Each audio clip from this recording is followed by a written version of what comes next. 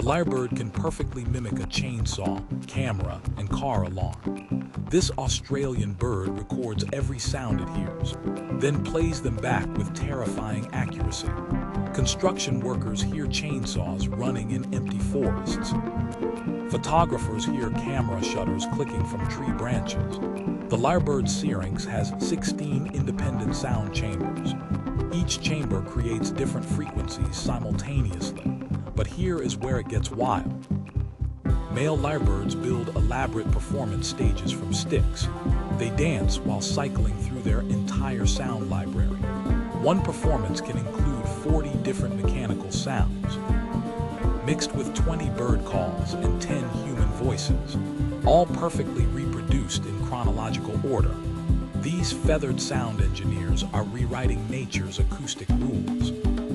Every chainsaw you hear in the Australian bush comment, which sound you teach a lyrebird to mimic first.